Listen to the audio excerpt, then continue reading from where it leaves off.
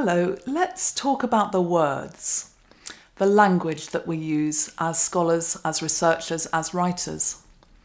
Language can feel a bit like a minefield where the mines are mobile.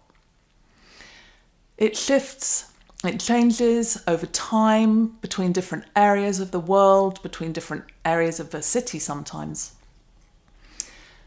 Academics love to define our terms, and that's useful for the purposes of a specific piece of writing, but it probably won't persist beyond that, because in real life, language is, as Richard Phillips and I said in our book, delightfully, frustratingly, productively slippery. So, the usages of words can change over time. For example, people talk at award ceremonies or when receiving accolades, people talk about being humbled. These days, that's quite recent. Being humbled used to mean being taken down a peg or two, being made to feel worse, not better, and people would say they felt proud to receive an accolade or an award. But perhaps that doesn't fit with our national characteristic of self-deprecation. Perhaps that's why this change in usage has occurred.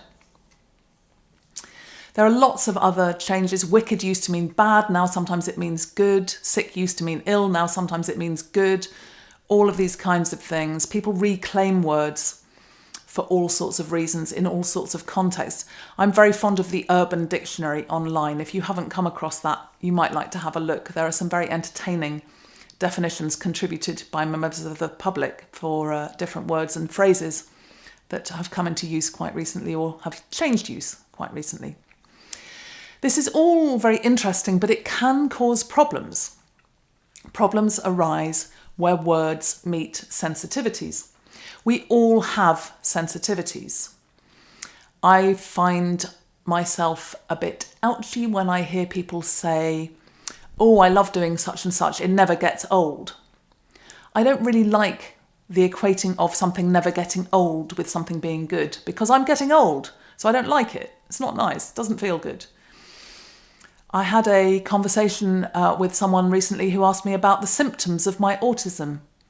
And I said, autism doesn't have symptoms because it's not an illness.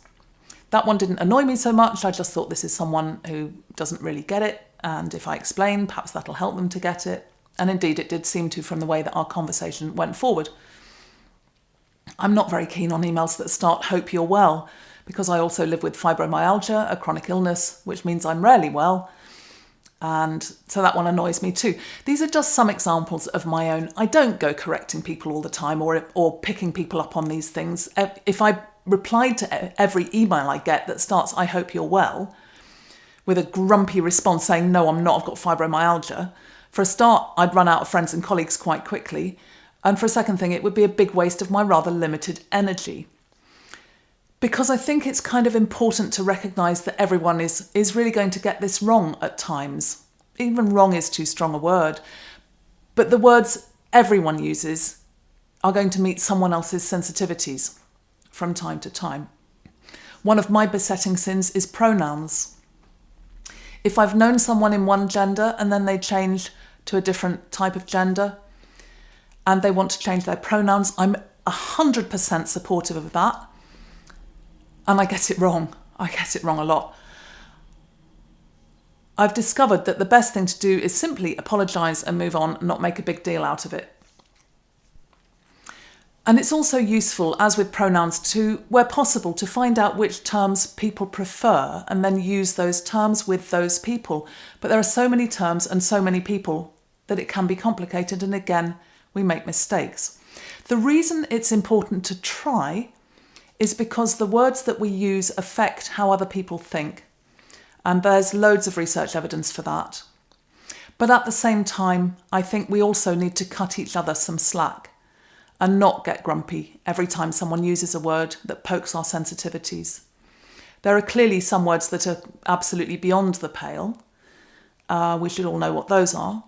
But beyond that, or even perhaps including those, the words are very rarely the most important aspect of whatever it is we're talking about, whatever it is we're discussing. And we need to recognise that communication is multifaceted and words are only a part of that. I'm not trying to excuse insulting language or racist language or sexist language or properly inappropriate language. I'm just talking about where words meet sensitivities and it's a little bit ouchy. Then I think we need to try not to do that, but it's bound to happen, so let's go easy on each other.